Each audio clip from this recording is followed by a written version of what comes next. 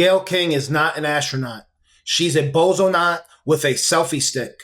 Sorry, Gayle, but you didn't go on a mission. You went on a celestial Uber ride with a view. Let's get into it. We have found signs of biosignature molecules, either DMS or DMDS or both of which are produced uniquely by life here on Earth. Tyrus, I was so excited you were here today because you can't believe this. You know, I can believe a lot, and don't think I have forgotten what you did to me on the 5. I will have my revenge in this life or the next. Okay. Kentucky Fried Chicken, brat. toothpaste forever. Yes. Listen, you don't need to go to outer space to realize that there's life in the universe. We have maps all over this. We see temples and pyramids. The questions we need to be asking ourselves is, why do they leave us alone? Why don't they openly communicate with us? That should be the question. Maybe they're afraid of people like you. I think we're the problem. I think we were dumped here. Like, we got to do something with these people. Yeah. I got it, Tommy. Well, they keep giving. I'm skeptical about this. They said, "Oh, well, it's strong proof, but it's just we're not sure yet." They keep dripping out this information. I'm not really interested in life, like one cell or water life or whatever. I'm talking about beings. Tell me when the spacemen are coming. That's all I want to know. Also, this is K2/18b is the name of the planet. Give it a name. Yeah, let's give it a name. What happened? Right. Yeah. Octopuses are from another planet. There's evidence of that. I am a skeptic. I also wanted to ask you about this, though, because another thing having to do with space is we had that big ride over the, well, can I call it a ride? I guess I'm not supposed to. Gayle King has said this about when she went up into space. I don't like that people are calling it a ride. A ride, you never see a male astronaut who's going up in space and they said, oh, he took a ride. We actually duplicated the route that Alan Shepard did. No one said he took that ride. Yeah. It's always referred to as a flight or a journey. So I feel that that's a little disrespectful to what the mission was and what the work that Blue Origin does. Gayle, your ego is not your amigo. You didn't orbit the Earth like John Glenn. You didn't train for months like Neil Armstrong. You didn't build a rocket, pilot the ship, or even float long enough to drop your phone. You bought a seat and rode it like a glorified theme park attraction.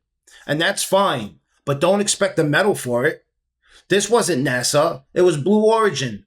Uber space for people with Amazon Prime and Hollywood agents. Let's be real. If a kid and his golden retriever had enough money, they'd be up there too. Tail wagging in zero gravity. And just as qualified. So no, it's not disrespectful to call it a ride. It's accurate. I thought that they got a lot of respect. I was a little surprised at this. It was a ride. You're not an astronaut. She said she was the mission. You went up and you came down. That's what it is. It's a ride. It's a ride. And she's like mankind, mission, and astronauts. You're not an astronaut. You didn't do anything astronaut-like. How dare they say mankind? Yeah. Alan Shepard did this 64 years ago.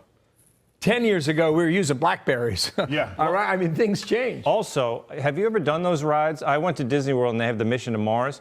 I think it might be harder than what they did because they simulate the G-force of going to Mars by spinning you around really, really fast. You don't have to spin around in there. You just go straight up. Yeah. I think my ride was harder. They were taking selfies. Right. And when you do, astronauts aren't taking selfies when they're doing work, but people on a ride take selfies. Emmer would know. He interviewed them. I would go, too, if I had the chance, whether it was the Alan Shepard mini. Would you call it a ride? Probably with a capital R. Okay. Guys, quickly, guys are parents. Here we go on spring. These celebrities want to be treated like heroes. But let's be real. They're just first-class passengers on a billionaire rocket joyride. No mission, no science, just ego boost wrapped in PR, framed like it's some galactic breakthrough.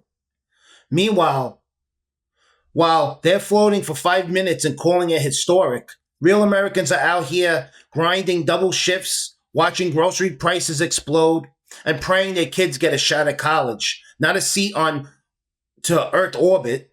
Sorry, that's not courage, it's privilege. Drop a comment. Should these space joyrides be treated like real missions, or do you agree with me? Smash that like button if you're tired of rich people acting like they cured cancer just for leaving Earth for 10 minutes, and subscribe for more truth with zero gravity and zero BS.